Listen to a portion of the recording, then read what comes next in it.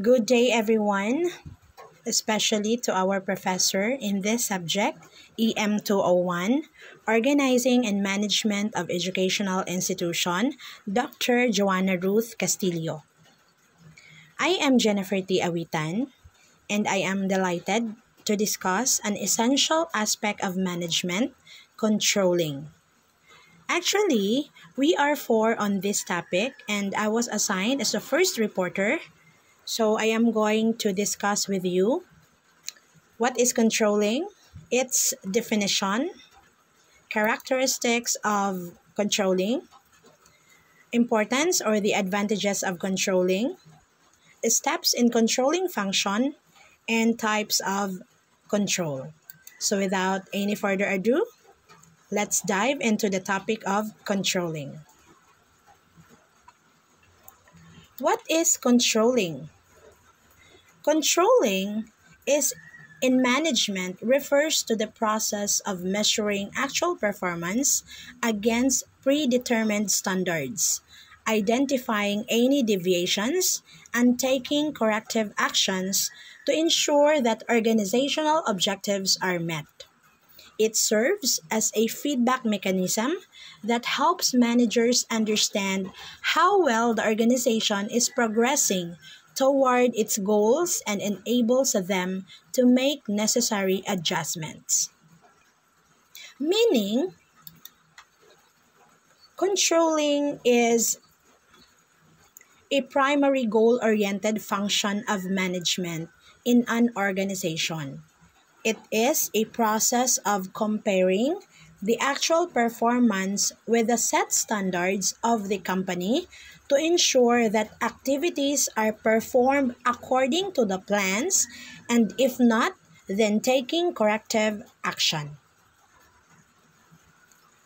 Next, characteristics of controlling. So I have here 5. The first one is controlling is an end function. Controlling is the final function of management. It is a function which comes once the performances are made in conformity with plans. Next, controlling is a pervasive function. It is a pervasive function because it is performed by managers at all levels and in all type of concerns. Controlling also is backward as well as forward-looking. Effective control is not possible without past being controlled. Controlling always look to future so that follow-up can be made whenever required. Controlling is a dynamic process, meaning it requires taking revival methods. Changes have to be made wherever possible. Focus has to be on controlling all the time, which makes it a dynamic function. Lastly, controlling is related with planning. Planning and controlling are two inseparable functions of management. Without planning, controlling is a meaningless exercise, and without controlling, planning is useless. Planning presupposes controlling, and controlling succeeds planning. Moving on to the importance or advantages of controlling. First, importance of controlling is ensures goal achievement. Controlling aligns actual performance with organizational goals, helping to achieve set targets. It allows managers to identify deviations from expected results and take corrective actions to minimize gaps between planned and actual performance. Next, facilitates strategic decision-making. By providing essential information about performance and areas needing improvement, Controlling supports managers in making informed strategic decisions and future planning. Next, improves resource efficiency. Effective controlling minimizes resource wastage and ensures optimal utilization of available resources, leading to enhanced productivity and cost reduction. Another importance of controlling is motivates employees. Regular performance evaluations and the establishment of clear standards motivate employees to perform better as they are aware of how their contributions are assessed and rewarded. So, this means that it gives morale, or it encourages high morale on the part of employees. Next, maintains discipline and order. Controlling fosters a structured environment by ensuring that employees adhere to established rules and procedures, which reduces unprofessional behavior and promotes a disciplined workplace. Meaning, it ensures order, discipline, and obedience on the part of subordinates. Next, enhances coordination. The controlling function ensures that all organizational activities are aligned with strategic goals, facilitating better coordination among different departments and teams within the organization. So, controlling facilitates coordination in organizational functioning by reducing diversity. Next importance is adapt to changes. By continuously monitoring performance, controlling helps organizations adapt to changes in the external environment. Meaning, controlling helps the organization to preserve and promote its distinct identity against environmental changes. Evaluates standards accuracy. Controlling allows managers to assess whether the established performance standards are effective or need adjustments based on changing circumstances or new information. Last importance is supports continuous improvement. The feedback obtained through controlling processes serves as a basis for continuous improvement in operations, strategies, and employee performance, leading to long-term organizational success. So in summary, controlling is a vital management function that not only ensures that organizational objectives are met, but also enhances overall efficiency, employee motivation, and adaptability to change.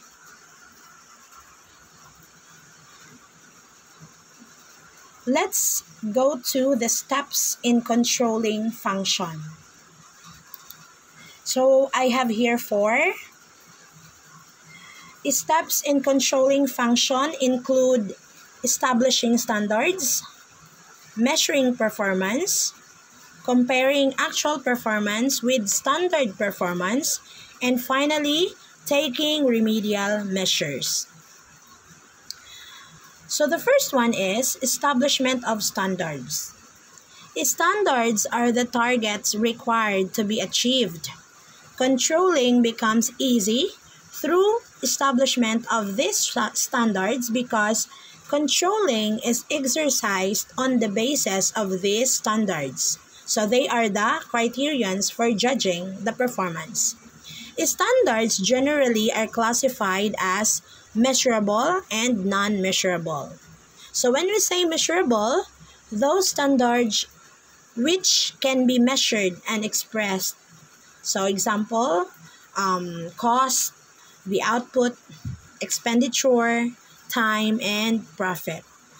But when we say non-measurable, so these cannot be measured monetarily, such as performance of a manager, deviation of workers, and their attitudes towards a concern. Next step is the measurement of performance. Deviations are found out by comparing standard performance with the actual performance. Performance levels are sometimes easy to measure and sometimes difficult. Measurement of tangible standards is easy as it can be expressed in units, cost, money terms, while performance of a manager cannot be measured in quantities. It is also sometimes done through various reports like weekly, monthly, quarterly, or yearly reports. It can be measured only by their attitude, morale to work, response towards physical environment, and communication with the superiors. Next step is the comparison of actual with standard performance. By comparing the actual with standard, deviations are identified. Manager has to find out whether the deviation is positive or negative, or whether the actual performance is in conformity with the planned performance. The managers have to exercise control by exemption. Last step is the taking remedial actions. Once the causes and extent of deviations are known, the manager has to detect those errors and take remedial measures for it. So there are two alternatives. So we have taking corrective measures for deviations which have occurred, and the second one is, in the end, if the actual performance is not in conformity with plans, the targets are revised. Alright, moving on to the last part of my topic, the types of control. So I have here 4: feedback control, steering control, yes-no control, and feed-forward control. So let us now discuss what is meant by feedback control. So feedback control, this is a process which involves collecting information about a finished task, assessing that information, and improvising the same type of task in the future. The results of the completed activity are compared with predetermined standards, and if there are any deviations, corrective action can be taken for future activities. Example, a restaurant manager may ask the customer about the quality and taste of food ordered by the customer, and then the customer will take suggestions to improve the meals. Next is the steering control.